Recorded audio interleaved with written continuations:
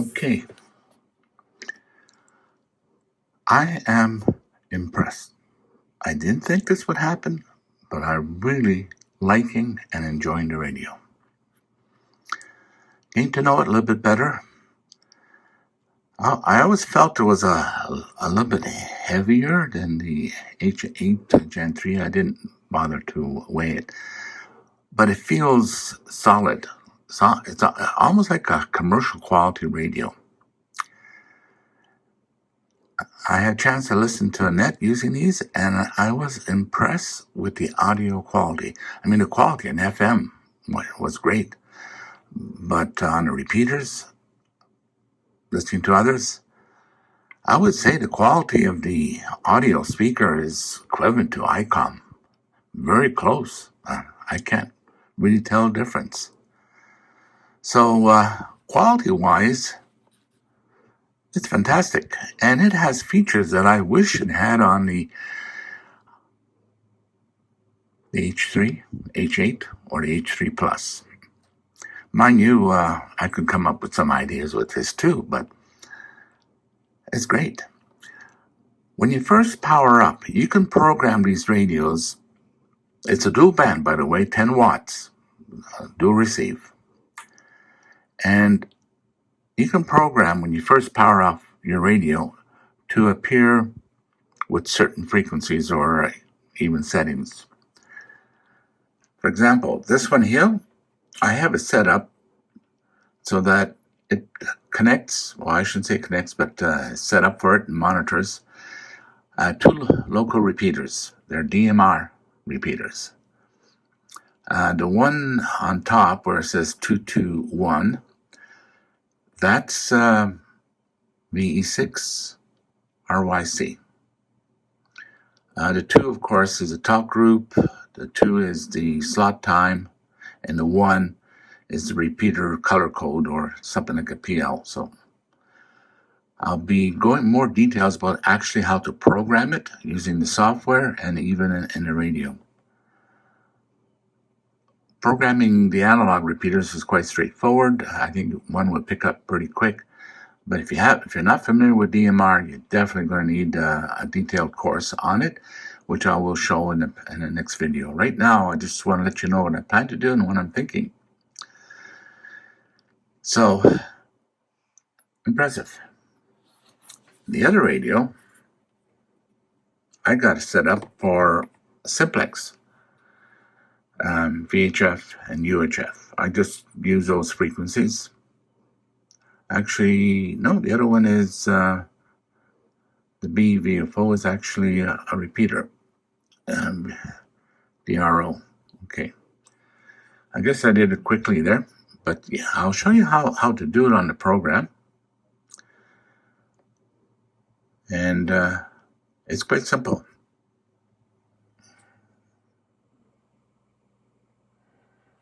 Okay. Let me show you how to set up your power on setup when you first power up your radio. You got click that, check it, and on band A, I selected local repeater. It's actually a DMR repeater, V6 YRC, and I have all the call groups, or not? No, that's correct. Incorrect. Talk groups, local, and have all the provinces across Canada. Northwest Territory includes Yukon, Northwest Territory, and Nunavut, so forth. And you can add more to it. This is the far as I got on that one. And on band B, I selected a DMR repeater, V6DRO, and I only have a few talk groups in there. I decided to select the XLX197B, which is a D-Star connection. And this morning, in fact, I had a chance talking to an acquaintance, and good report he gave me. He found that my mic was a little bit low, which I had said, I think mid-level, and I was talking about 10 inches away from it. I think the mic on these radios are not on the bottom, they're on top. So the H3 kind of trained me to talk to the bottom of the radio. I have to learn to talk to the top of the radio. That's it. Plus, I turned it up to a higher level, so this way people won't have to turn up the radios to listen to me. So there you go. So that's this setup when I first power up. Now, let's say I suddenly need to go elsewhere really quick.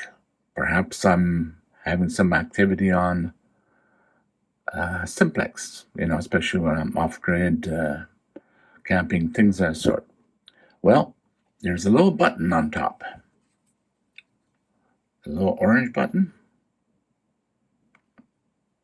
Okay, I guess out of focus there a little bit. I hit that once, like this short little hit. And it will immediately take me to this home channel setup, which in this case, I have a bank list called home. Zone, bank, basically the same thing. So bank home, and I selected a VHF simplex frequency. As you can see, there's a list here I got programmed. I think about 40 or so. I only started programming. And then on a B band, I selected again home. There's other ones I can select. There'll be a few more yet. And then I selected a simplex on UHF. Again, I can select a whole bunch. So you can set up maybe 2 local repeaters, analog or whatever. So, love the feature. It's really great. And again, I have to repeat, the feel of this radio feels commercial quality. It feels solid. I think it's a better built than, let's say, the H8. And I haven't tested the spectrum on it, but I did check a few other people who have, and they noticed that the spurious transmission is actually better than all the other TID radios. It was very, very clean, which is good. This is strictly a ham radio, and apparently you can transmit the whole band, the whole section spectrum that it has. Let's see if we go to radio information. Yeah, so from 400 to 480, from 134 to 176 megahertz. Now that's another feature I like in here. You could, for example, let's say I only want to receive on this channel. Maybe I can lock this out, set it up so that they only can receive, and I can give this to one of the kids that they can carry around when they're on the bikes or whatever. And I say, hey, kids, come back. It's time for supper. I don't have to worry about breaking the law because they won't be able to transmit. So, and it's just a setting. Let me show you where that is. Okay. This is the settings, the frequencies. You have room for 16 characters for alias, channel alias, and channel spacing, which is 25. That channel spacing is really wideband, not narrowband. If you select the other one, that'd be narrowband. So channel spacing is wide. It's wideband. And again, power levels, I can set it up so each channel has its own power level. If, for example, you had to set up for a hotspot, then you switch to low because your hotspot is probably in the same room that you're talking. And I can select the scan list, transmit, emit. always allowed. This is where, when, let's say there's activity and I want to break in on a conversation, I can break in. If I say channel free, I won't be able to break in on a conversation until that frequency is clear, nobody's on. So that option, I think, is also available on the other radios. Okay, now this is what I'm pressed right here. Talk, receive only. By putting this on here, receive only, it will not transmit. And you can do that with every channel and even DMR frequencies. And here, of course, is where you can set up all your tones, your different tones, if you need it. I'm not using any tones. Let me switch over to talk group. Let's use why not local? Okay. Again, local. You select digital because it's going to DMR. And I'm using an offset because it's a local repeater. DMR is a narrow band, so you're using 12.5. Again, I need high power. And of course, I allowed it to transmit. Timeout timer. Basically, I got set for 60 seconds. I think you can go as high as 120. And there's nothing I like about it. I did set it for 60 seconds. And about 5 seconds, again, that can be changed, but default was 5 seconds. I started getting a little beep, beep, beep, warning me that I'm going to time out. So that's nice. Okay, I'll go in more details about that because it also has the same setup for your battery. When your battery reaches a certain level, it'll beep telling you your battery is about to die. Finish your conversation. Okay, and then this is only when you're in digital do you have this section. Now, DMR has about 3 requirements in order to work. First of all, you have the talk group ID. Okay, right now it's not showing the talk group. Yes, it is. I have it set up here. This first one is talk group 2, which would be like 8 zeros before the 2, I guess. I'll show you that. And then the second 2 is the slot number 2.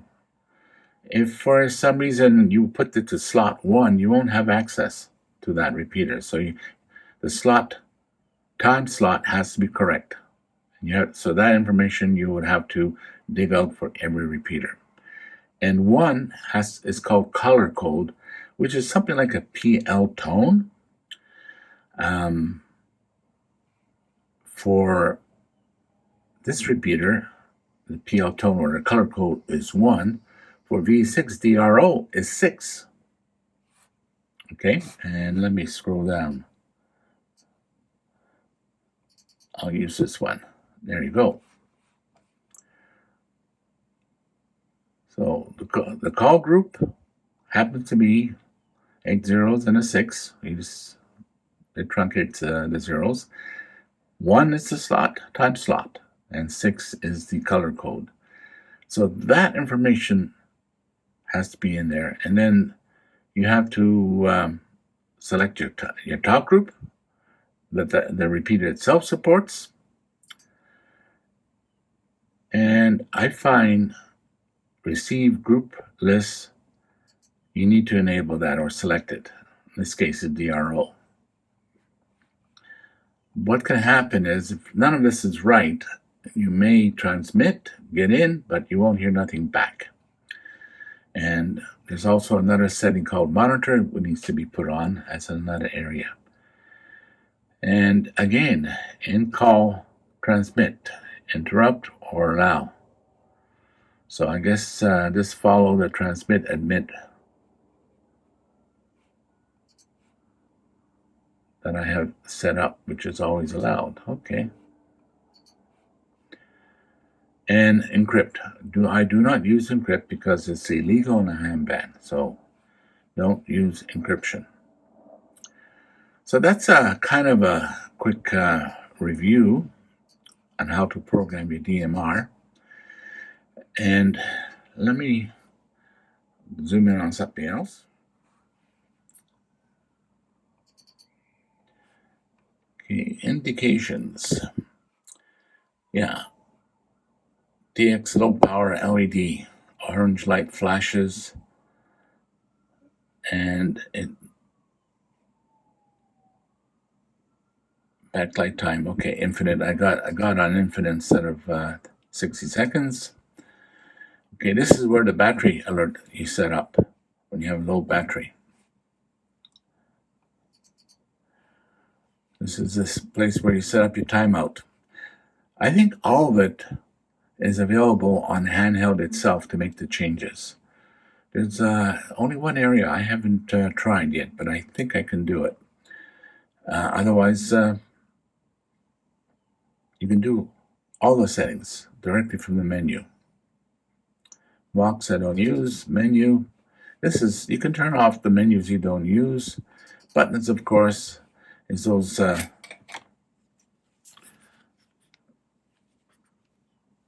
two side buttons right there, and this orange one.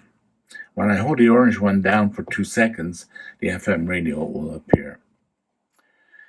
And these are my banks that I create. Okay, and then you have.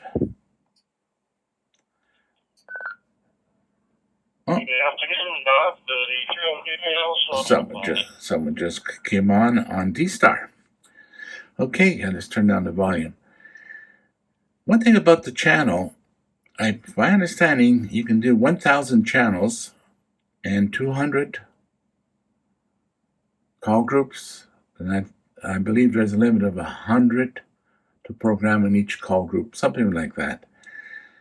So it can be quite messy if you plan to put in 500 channels in there.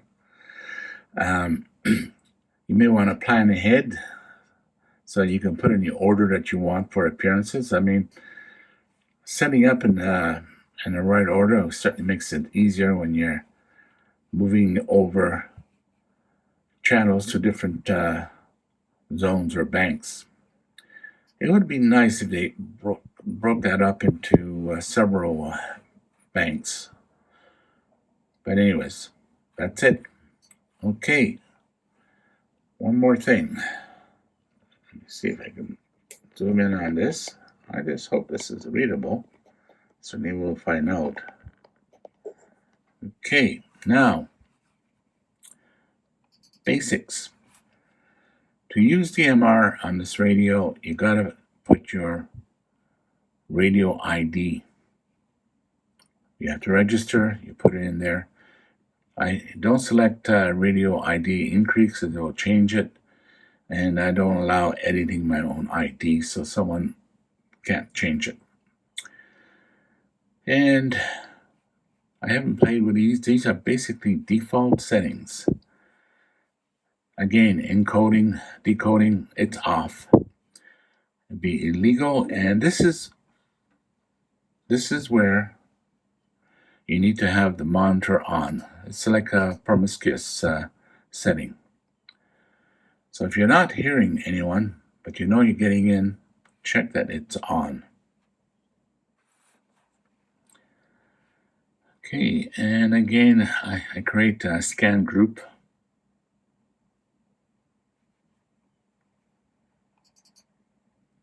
Basically the same, as you can see. Now, FM radio. This is where you enter the FM radio. You have 20 inputs, memory, and then you can set your VFO. Oops, I think I may have not turned that up. There we go. Let's try that again. Yeah. Okay, I'm going to have to talk to you about the contact. I should check my camera once in a while. Okay, we talked about the basics. Now let's go to contact. Very, very important. This is where you create the talk group. You have to get that information from your local repeater, online, internet. It has it. Just say, oh, give me a talk group list of repeater so-and-so, and it'll direct you. Now, when you're dealing with more than one DMR repeater, it can be quite easy to make mistakes when entering the information. So, call alias, you can name it whatever way you want. It has no effect other than readability for you. What I've done to make it easy, that first digit, 302, is the caller ID. Okay, you need the talk group caller ID. And then the second number is the time slot. You have two time slots, either 1 or 2. If you don't have the right time slot, you're not going to work. And then it's the color code. PL tone, something like that. It's a color code, which is a 1. The other repeater happens to have a color code of 6. So most repeaters I've seen on the list are 1, but when there's a bunch of different repeaters, I guess, in the same area, you may see different color codes. Yeah, there's a long list of color codes. So this is the information you need to do. So I put her in the front, so this way when I'm programming a DMR frequency, I don't have to go digging out information. Oh, what's the time slot? What's the color code? I have it, the last 2 digits. If I had room, I would probably even put in the caller ID, which, who knows, I might just do that. But then the description, like Canada, North America, I would have to reduce because you only have a limit of 16 characters. There you go. Quick text. You can create a whole bunch of canned messages for texting, SMS. I wish the H3 Plus had that. Again, encryption, I don't use. And then we have the groups. Let me turn this a little bit. Oops.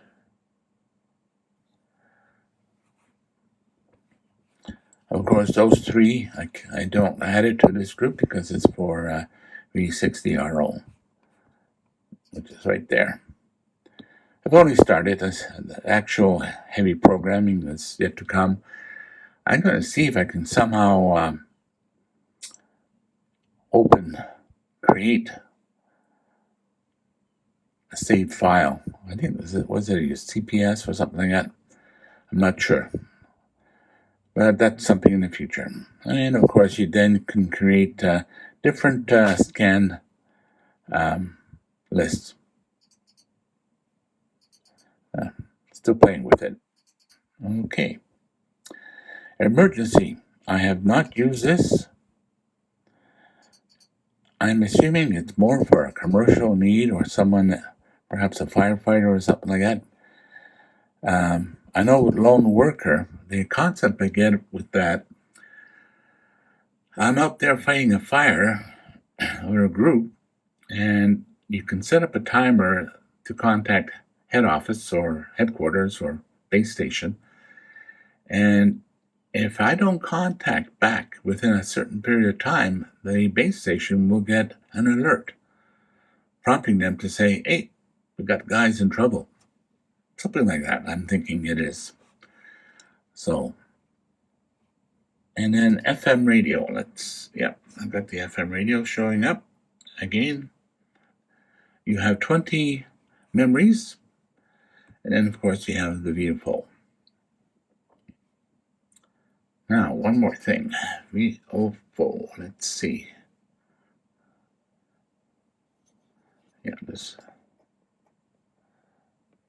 This is where I was talking about earlier, the lone worker.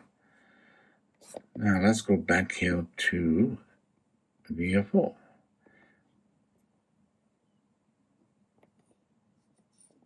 Okay, that's kind of stiff. Okay, again, the VO4A and VO4B, you can also program it. So that's what it will appear when you power up. It looks like I got it set up for DMR repeater. Let's see what B is. And the other DMR repeater. I'm sure this will all change later on. So that's nice. Can't do that with the other radios. Now let me just zoom out a bit. Okay. Some people have complained of the unit not crashing or it failed to write. And I think I know what some of the causes are. At the bottom of the screen, let me zoom back down. There we go. You have a close. And if you notice on top, every time you open something, a tab appears right there. I think the application may run out of memory or have trouble handling too many tabs, especially when you're constantly repeating it. In fact, one of the symptoms is that suddenly you can't write or make changes anymore. So you have to kind of close the app or the database and then reopen it. So it might be a good idea to hit in the bottom. It's called close. See, I'm closing all these tabs. So, plus, let's say you make a change. Okay, you make a change here, you put it on here. If you hit close, it will save. However, if you double click on it, make a change, and then you go to another channel and double click, it'll get saved. However, if you click on it once, it doesn't get saved. In fact, you probably end up not realizing that you're still in your original and rewriting your original settings or changes that you made.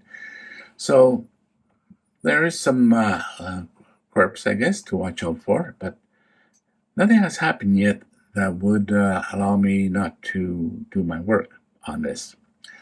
Another thing I've noticed, in the beginning, I used to use the same file over and over, make changes, do it right, make changes, do it right, make changes, do it right.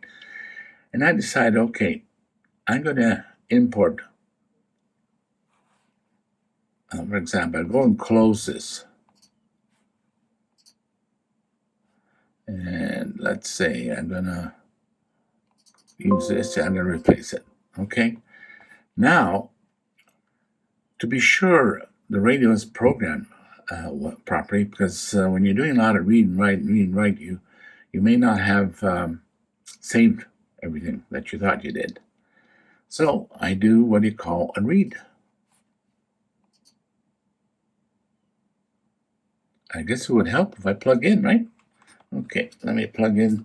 It uses, by the way, a Kenwood type of cable. The one I have is by Tidradio. There, it's plugged in. And what's nice about it, I don't have to restart. There's one thing I noticed, it takes a minute to read. Don't know why. I'm assuming it's probably the fact that it's using the Kenwood. It is a little bit slower than a USB-C. And it has more than 200 channels. It has 1,000. So I assume it'll be 5 times longer than an H3. So that's my guess on it. Okay, let me pause and I'll rekey. There you go.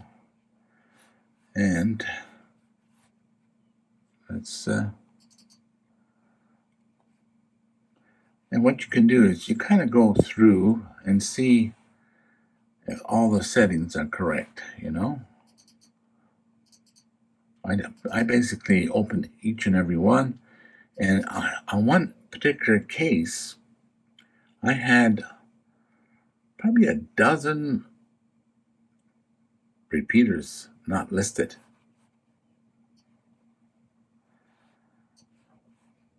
It didn't get written from the original file, the one I did lots of read and write, not read, excuse me, but write to a radio. So every once in a while, I will read radio, check everything okay. If there is something wrong, I would then do a write. And another possibility that I've noticed is that because of that, some of my settings, like mic level, I had it set for high, and it showed to be on the radio at medium level. So those are little things that could fail. So it's a good habit in this way.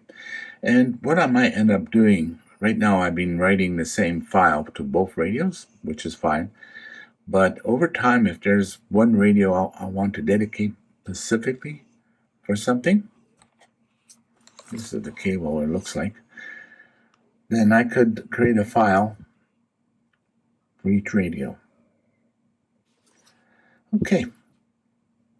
I will go into more details in another video. There's a lot more stuff in here. Hopefully this gives you an idea, and DMR, the little quick show of DMR settings, doesn't intimidate you from trying DMR. The price is right. The quality is good. I mean, yeah, it'd be nice to have a USB charger instead of using a 8.2 charger. It'd be nice to have a 5-volt charger. Maybe down the road, the next version, they'll consider that. And USB programming. But boy, quality is there. In fact, I was considering getting another H8 Gen 3, but I won't. If I need another one, it'll be one of these. I would say it's far superior than the 3rd Gen H8. It's more capabilities, more channels. So, I mean, think about it. It's so good, for me at least, that I canceled an H8 order that I had pending, the 3rd Gen, because this radio is better than the H8 Gen 3. Solid build, feels commercial, more memories. I can do more with it. The only disadvantage with this, other than having to do everything manually, I guess if it's only a dozen repeaters you want, yeah, sure.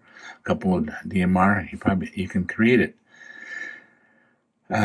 Is that the software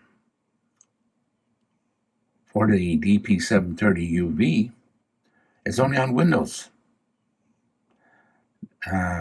Chirp doesn't have support. I don't see it on OD Master. So you have to have a Windows machine, or in my case, I have an older MacBook that I don't use for anything else. So I did an upgrade, a core patcher, so that I can have a Mac running the latest operating system, which is Sequoia 15. And then using Boot Camp, I installed Windows 10. I couldn't do this with, mind you, I didn't try Windows 11. I'll try that next time. See if it will read. The problem is the ports. Windows 11 blocks legacy ports. So I don't think it will work on Windows 11, especially on my MacBook Pro using UTM. And I can install Windows 10 on an older operating system. I remember I tried this on Ventura on my other computer, the Tower. It just would not install Windows 10 using UTM for sure. And I was going to try one more. I came up with an idea to see if I can install using Boot Camp, because I now have the updated version of Boot Camp on a USB. So I'm going to see if that will fix my problem. And this way I'll have two computers, and it'll be better for video showing the different settings than using my laptop, and I have a 27-inch screen instead. So that's a quick roundup. If you're thinking of an H8, take a second look. You have Windows? Take a second look. DP738UV. Again, strictly ham radio. I gave you the frequency range. If this information was helpful in any way, thumbs up would be appreciated. Either way, thumbs up and subscribe if you haven't subscribed. Again, I'll repeat, none of this is sponsored. I have not received any free equipment. Everything is purchased out of my pocket. There's no bias involved. This is my actual feelings and experiences when I use this. Yes, when I first got this radio, there was a couple of things I was critical about, because that's the way I felt about it. It would be nice if those things I was critical about were no longer there, but we have to wait for a newer version, maybe in a year or two, if there's such a thing. And as I use it and I discover different things, or maybe even a solution to something I objected, I bring it up and say, hey, guess what? I fixed that problem I was concerned about. Here's how to do it. So, have a nice day. No H8 for me anymore. Take care. If you haven't done so, it would be appreciated. Please subscribe. And thank you for watching. Have a nice day.